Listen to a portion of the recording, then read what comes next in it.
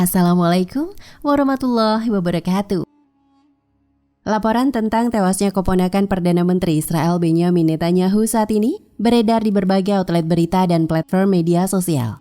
Laporan ini menarik perhatian khalayak global. Menurut media Turki Newspaper yang mengutip Sputnik Arab yang berbasis di Rusia, keponakan Perdana Menteri Israel itu adalah Yair Netanyahu disebutkan ditembak mati oleh sayap militer milisi Hamas di Gaza.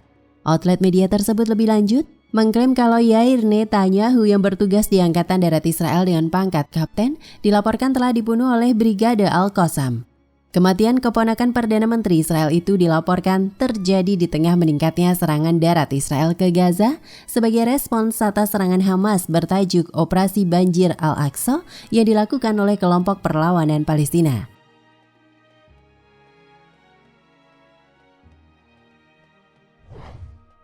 Kronologi beredarnya kabar kematian keponakan Netanyahu. 4 hari setelah Israel mengatakan seorang tentaranya meninggal karena luka-luka yang dideritanya dalam bentrokan dengan Hamas pada awal November, Sputnik Arab, sebuah outlet berita berbasis di Rusia, mengidentifikasi dia sebagai keponakan Perdana Menteri Benyamin Netanyahu. Menurut The Times of Israel, IDF menyebut nama prajurit yang tewas itu adalah Yair Nefosi, 20 dari Batalion 101 Pasukan Terjun Payung berasal dari Adi, sebuah wilayah permukiman di Israel. Publikasi tersebut juga memuat foto sang tentara di situsnya, tetapi tidak menyebutkan bahwa dia adalah keponakan Perdana Menteri Israel. 4 hari kemudian, Sputnik Arab melaporkan kalau keponakan Perdana Menteri Israel Yair Netanyahu ditembak mati oleh Hamas di Gaza. Laporan kantor berita Rusia tersebut beredar luas di media sosial bersama dengan gambar yang sama yang diposting The Times of Israel dengan laporan kematian Yair Nefosi. Adapun Benyamin Netanyahu dan media Israel tidak membenarkan adanya kaitan atau hubungan keluarga antara si tentara dengan Perdana Menteri Israel tersebut. Terlepas dari klaim dua media tersebut, pengguna media sosial pro-Palestina membagikan secara luas berita yang berbunyi, keponakan Netanyahu, Komandan Unit Penembak Jitu Kapten Yair Netanyahu, dibunuh oleh Brigade Qassam. Rumor kalau keponakan Netanyahu, Komandan Unit Penembak Jitu Kapten Yair Netanyahu, dibunuh oleh Brigade Qassam menjadi viral di media sosial pro-Palestina. Tulis laporan Sama TV. Dalam laporan tersebut, Yair diklaim kehilangan nyawanya selama konflik intens dengan Brigade Qassam di Gaza. Laporan juga menyebutkan Netanyahu dikabarkan terkejut dengan kabar tersebut. Tetapi hingga kini, pihak Tel Aviv belum memberikan tanggapan terkait kematian Yair. Laporan yang belum diverifikasi ini juga menyebut bahwa Yair Netanyahu adalah pemimpin unit penembak jitu penetrasi Israel dalam perang di Gaza. Ia juga dikenal sebagai penembak jitu berbahaya.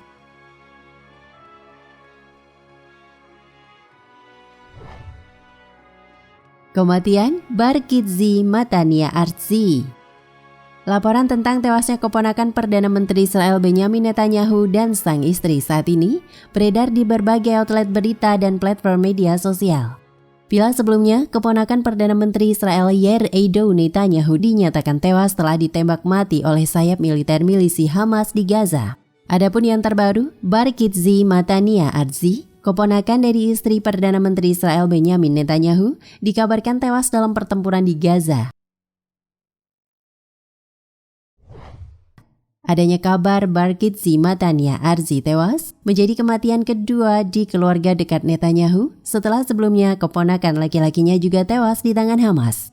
Barkitzi merupakan tentara Israel IDF yang bertugas memberangus Hamas di kota Gaza setelah pasukan negeri Zionis itu menyerbu Gaza beberapa waktu lalu. Kematian Barkitzi Matania Artzi ramai dikabarkan di platform X. Menurut akun War Intel for You, Barkitzi Matania Artzi tewas di tangan Brigade Al-Qassam.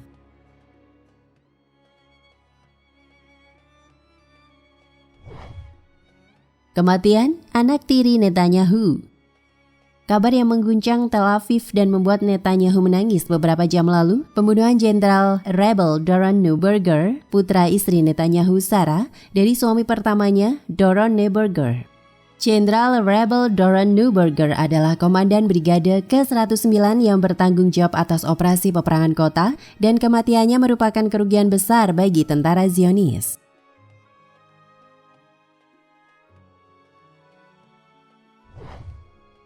Jumlah IDF yang tewas di Gaza. Militer Israel telah kehilangan semangat juang dalam menghadapi pejuang Hamas di Gaza. Itu dikarenakan Hamas menguasai medan, sedangkan tentara Israel hanya bermodal teknologi canggih. Itu mengakibatkan jumlah tentara Israel yang tewas terus bertambah dari hari ke hari. Militer Israel telah mengidentifikasi 2 tentara lainnya yang tewas dalam pertempuran di jalur Gaza sebagai Kapten Arnor Moshe Avraham Ben Venisti Faspi, 26, dan Sersan Staff Ilya Senkin, 20.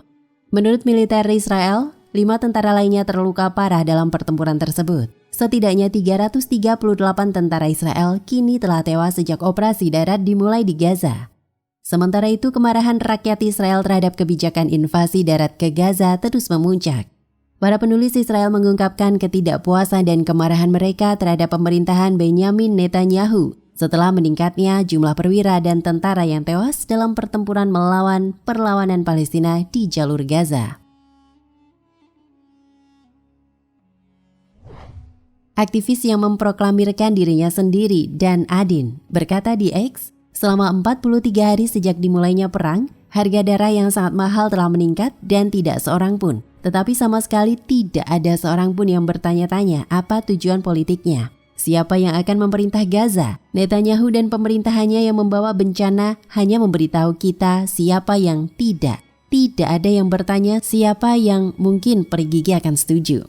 Sebuah kronik dari sebuah bencana yang sedang berlangsung, tenggelam dalam lumpur tanpa adanya strategi keluar, kata Adin.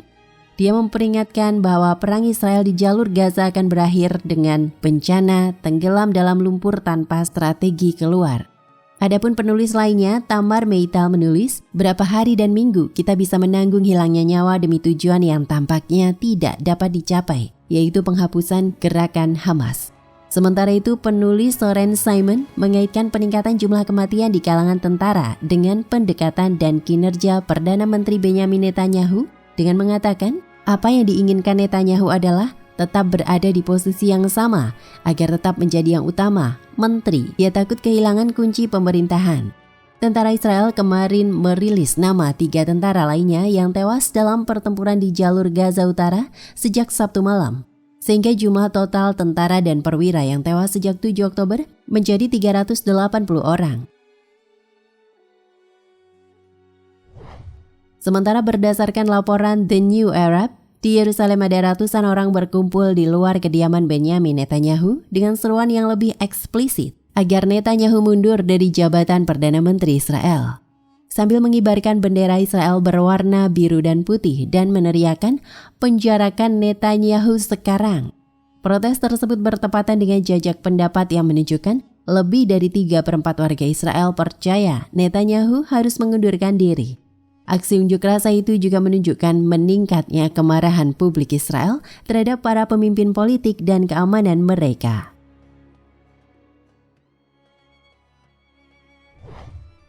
Nah, pemirsa Ensiklopedia Al-Fatih, sampai di sini perjumpaan kita kali ini. Semoga menginspirasi.